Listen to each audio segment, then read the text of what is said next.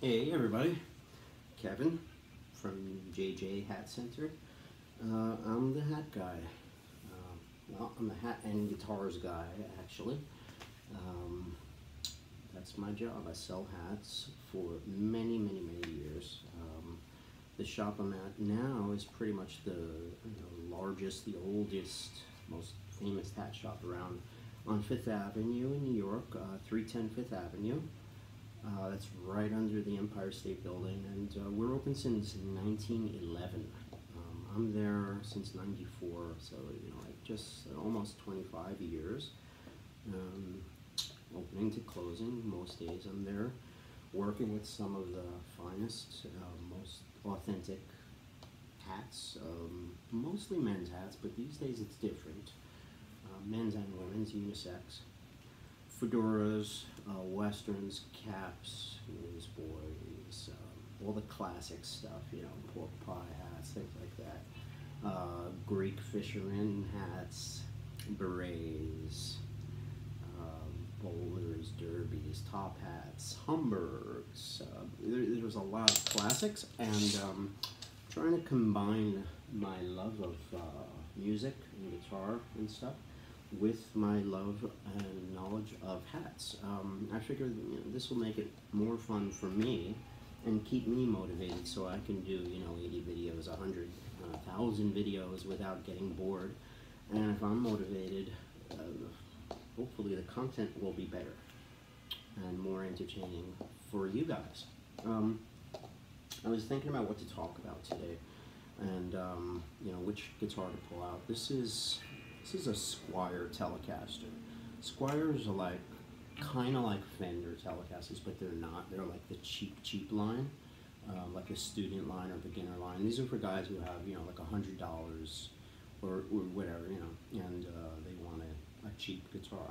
They're made in Asia, usually like China, Indonesia, places like cheaper guitars come from places like that. And I'm here to say that they're really good. I'm the type of guitar player that I'll have a Telecaster that's $1,000 or $2,000, but I'll also, this one, I traded about a $50 guitar for this one. These go brand new for I think $149, but I actually really love them. I prefer them. The bodies are thinner than the other Telecasters. They're lighter weight. I guess, I don't know, they're meant for beginners or something. They're smaller necks, thinner necks, and I have small hands, thin wrists. I don't like big necks on my guitars. But anyway, they're fantastic. Some of them probably not that great, I guess. This one is particularly great. It's just like very like raw.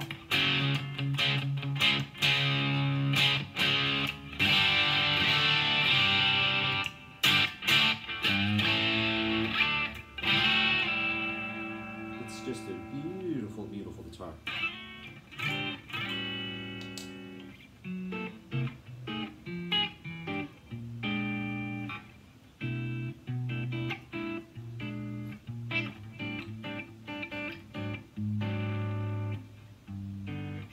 So my point is, cheap is not always bad. Sometimes cheap is good.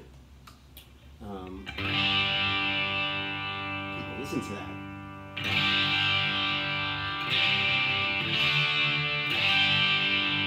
It's a great guitar.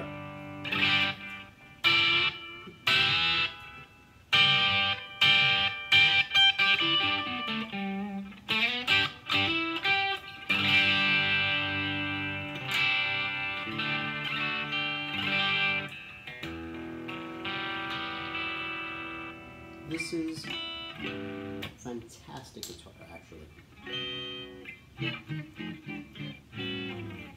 It's cheap. It's super cheap. The guitar I traded for it was given to me for free.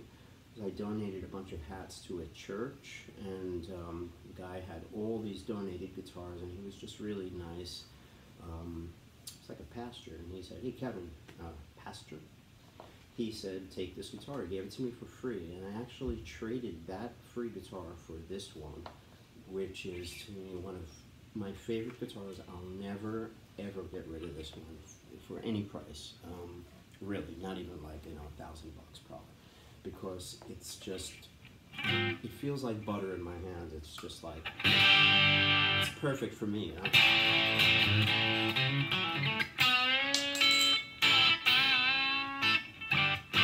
Now, I feel the same thing about hats. Hats, they don't have to be expensive. They can be cheap or expensive as long as they're good. It's exactly the way I feel about my guitar collection. I don't care if it's $2,000 or if it's $20 or if it's a free guitar. Some of my stuff is actually really cheap. Like these here, they're pretty much almost worthless, these guitars. This one I found in a hoard, like one of those hoard piles in a basement. This was given to me for free by that same reverend guy. And this is like, yeah, this bass is maybe $100 when it was brand new, like 20 years ago or something. They're worthless, you know? But certain guitars, because they're cheap, I like them. I don't really care what the price is. If it plays good, it sounds good, it feels good. It's the same thing for me with hats. That's what I tell people. Now, if they have a hat that they paid $20 for on the internet, it's made in China, but it's whatever, it's soft, it fits them good. It doesn't mean it's bad. And the same thing goes for expensive hats. Now, I'm going to tell you right out, there are expensive hats that kind of suck. Now, I can't, like, you know, rat out my colleagues in the, you know, in the business, but there are certain models from certain companies that just are not that great. Not every single hat is great. You know, if you buy a new car from, you know, 2018, there's going to be some lemons and stuff. Basically, what happens is a lot of hat companies start to make good hats, and then they start cutting corners. You know, prices go up on their felt, their rent goes up, this and that, their taxes go up, and they have to cut corners somewhere. So they say, okay, let's make the leather a little cheaper. You say, oh boy, we got to cut something, you know, let's make it even cheaper. You know, 3 years later, they try to make it even cheaper.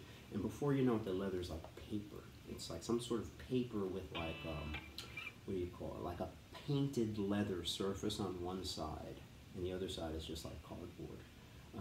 I've seen this stuff before, you know, it's like, you know, it's not in $200 hats and stuff, but it's out there. Some hat companies have high points and low points. There are hat companies that like just really stank in the 90s because they had bad people running the business, and now they're great. There are other hat companies that get bought up by other companies. There are hat companies that just own a particular name. There's one company that I know that owns like 5 or 6 big names, and they all come from the same factory, Western dress hats, and you know, they're basically just different labels and stickers that they put on their hats. What it is like different lines. They have their expensive line, they have their inner city urban line. It's ridiculous. They have all these different types of lines, and they market it toward, you know, they have a catalog for, you know, the inner city crowd. They have a catalog for women. You know, and then they make all these different lines. They pretend that they're different companies, and they basically come from the same factory. That's, you know, a marketing scheme. Just like when you look inside of all your caps, they all look like they're made in Italy. Bartoloni, Barsalini, Barcolani. They all have something that looks like, you know, an expensive Italian name. And most of them, you know, they can be from Poland, or they can be from, I mean, just from wherever, Czech Republic. That doesn't mean they're bad, but marketing is marketing.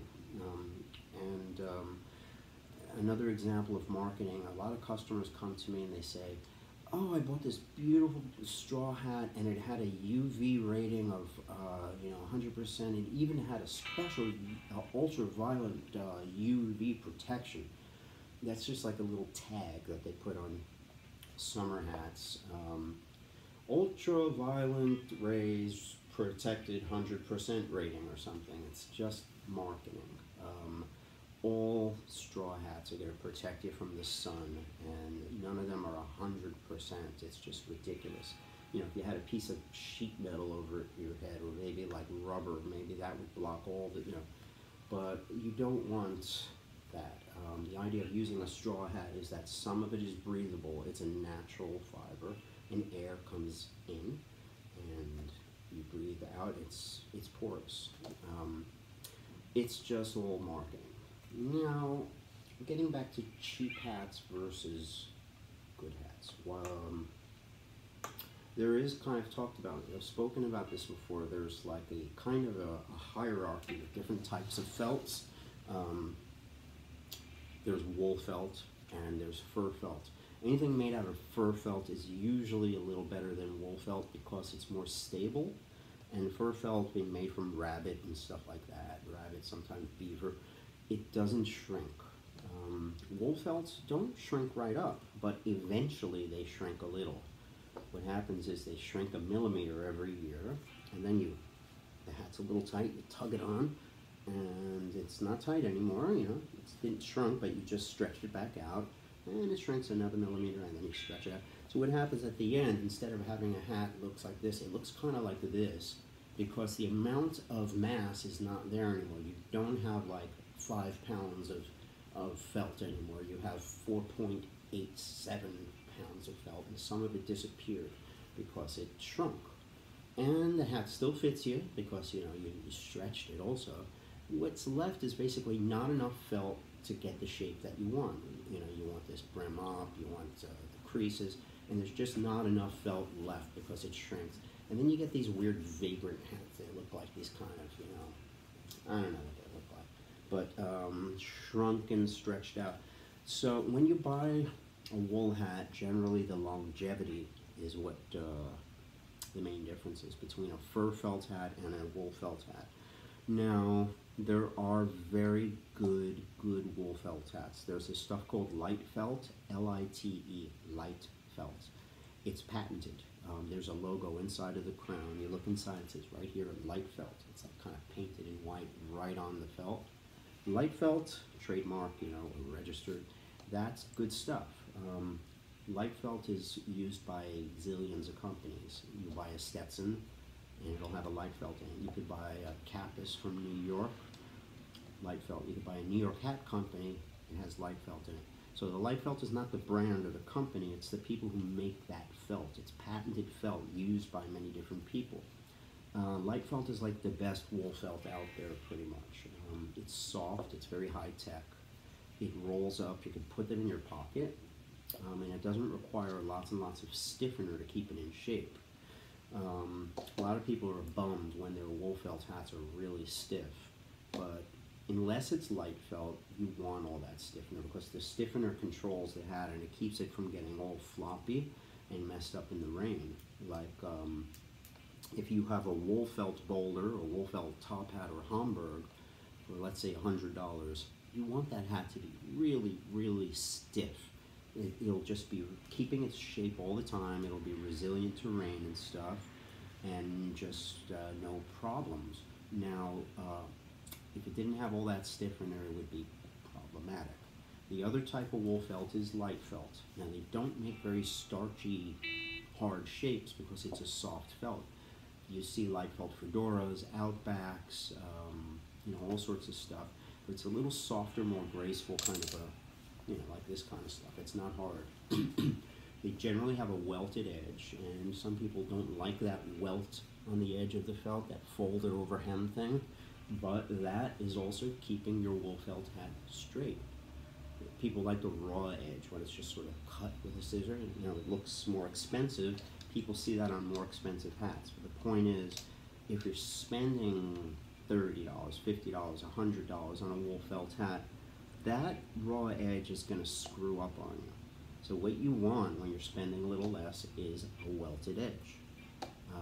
If you're buying a hat for $100 or $200, there's no guarantee that that raw edge is going to be good for you.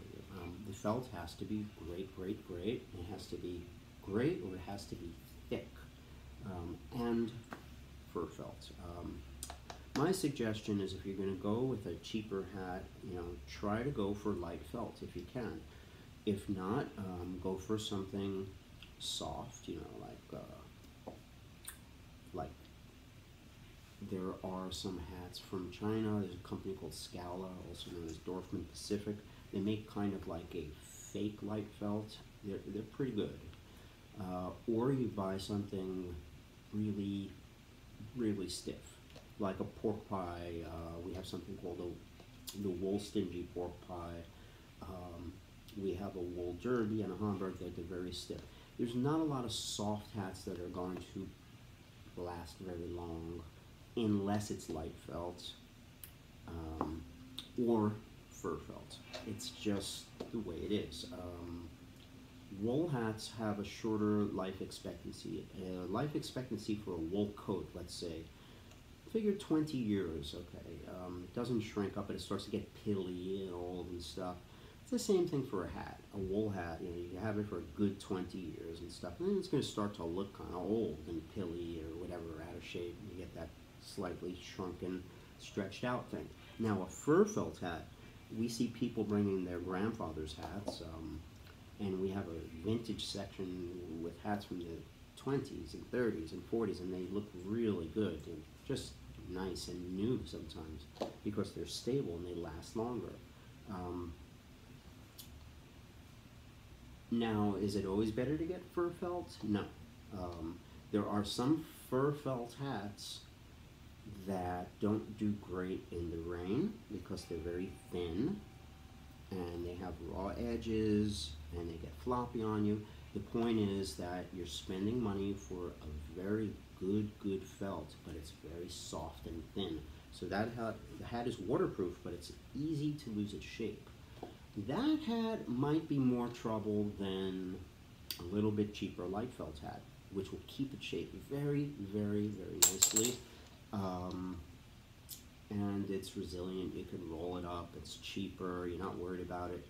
Now, most fur felt hats work really good, but there are some that are kind of high maintenance and stuff. Now, what you're looking for, like I said, is you know, felt should be nice, it should be thick. If it feels like it's really thin, it better be nice quality. It should be nice imported quality from Italy or Spain. There's even great stuff from the Czech Republic.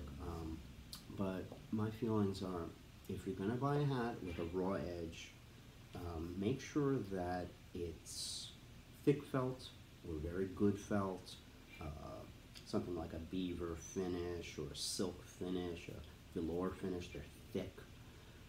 Look at the side of the felt and make it nice and thick. Or, you know, just don't get the raw edge. Get the a welted edge. Get a bound edge. Those are all fine. If you love that raw edge on your hats, make sure the hat is hearty. Ask the salesman. Say, listen, I know these hats are like really thin. It's got a big brim on it. Is this going to get a little wavy on me if it gets rained on? And he might say, yeah, you know, it probably will. Well, what else do you recommend? Well, this hat has a raw edge. It's a big wide hat, but it's thick felt. This would do better. I don't want something too thick. That's too wintry for me. Well, I suggest you get something a little better quality then. If you want to do a raw edge, very, you know, luxurious thin hat, go for a high quality hat. Something nice, you know, good brand name. Otherwise, you might have some problems with it keeping its shape. Now, if you're the type of person whose hat doesn't really get wet and you just don't really wear it in rains, it's maybe not even an issue at all. I wear my hats mostly in the shop, so I don't care about stuff like that. What kind of, I don't know, what kind of edge it has, or, you know, what I usually care about is how I look at it. You know, if it looks dorky, I'm going to probably just keep it in the shelf and it's going to be a waste of money.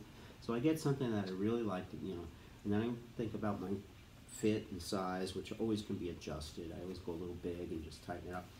But yeah, if you're not walking in the rain a lot, it's like a non-issue, you know, so just get something that's comfortable. You know, crushable is a nice thing too. I love crushable hats. Once you start getting into them, you almost want every hat to crush, you know. This is an aging hat. I've done a whole bunch of videos on this, whatever, 15, 20 years old. It's been crushed, rained on a zillion times, reshaped a million times. It's just good felt. It's good old felt. And I think some of these reach a sweet point where, like a sweet spot, where they just stay great, like forever. So yeah, fur felt is going to give you that real good longevity and stuff. I suggest you ask your salesman, say to him, you know, what do you think of this hat? Is this something that you would wear in the rain? Have you guys had any problems with it? Now, over at my shop, I'm going to say like 98% of the hats are all good. You get every once in a while like a hat that just doesn't do great. Like, you know, you start steaming it, and the steam alone will cause it to curl a little. And when we see hats like that, usually we try to get rid of them. We send them back to the company. Other times we have to just discount them, you know, just get them out on sale, clearance, you know. And a lot of people are very happy to buy like a $200 hat for $100, and they'll take their chances. If it gets rained on and it starts curling a little bit, there are things you can do. You can stiffen the hat, you can bring it to cab, usually we can fix it. You wonder, now, why don't they just stiffen it at the shop before they send it out? It's a good question. Companies should stiffen their hats more if if the hat is curling in the rain, but a lot of times they don't do it because people like soft hats. They fit better, they feel great, they sell better, they feel expensive.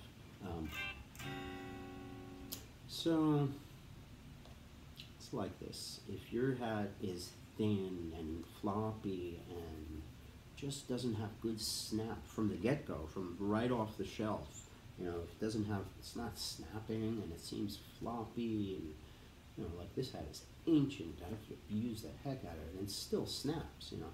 But yeah, if your hat doesn't snap, you know, when it's new and it just feels like you can't get a good straight line, that it's not new from the beginning, I think there's an issue there.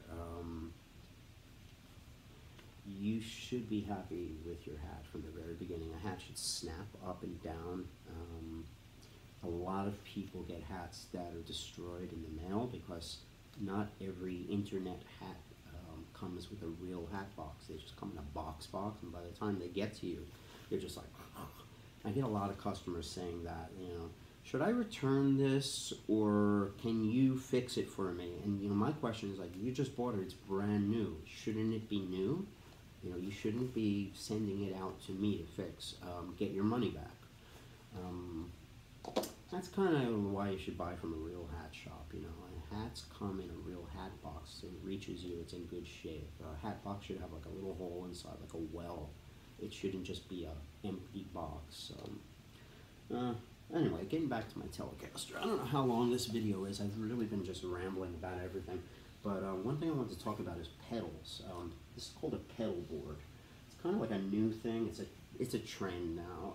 They had them when I was a kid, but people used to use like just one pedal. They had their tuner. You know, you'd press it to tune up,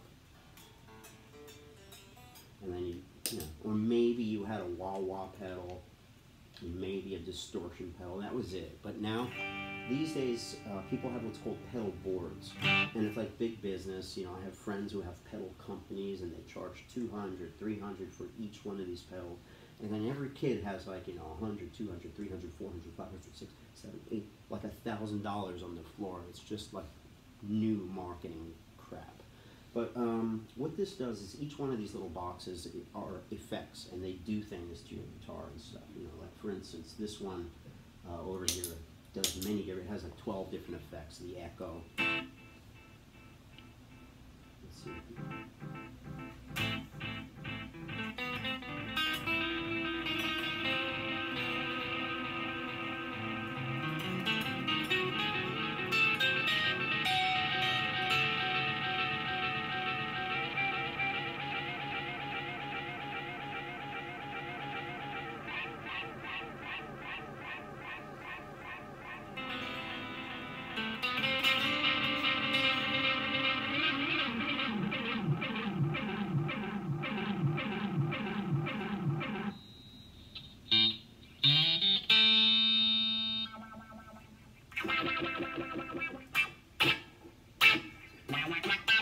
auto wah,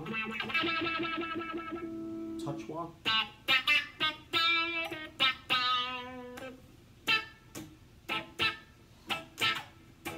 And they're fun.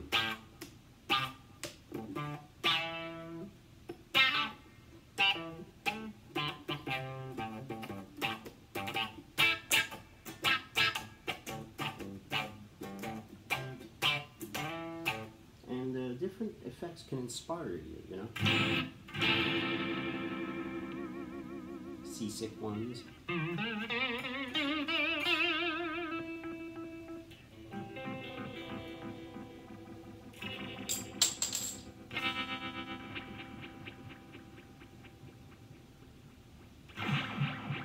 Some of them are just like horrible.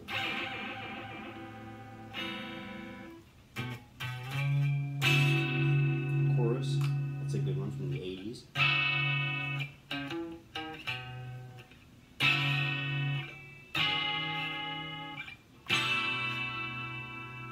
Anyway, that's called a pedal board, and it's all marketing, you know? So think about that. Next time you buy your hats, cheap is not always a bad thing. Just like this Telecaster. I mean, this thing rocks. It's amazing. It was free.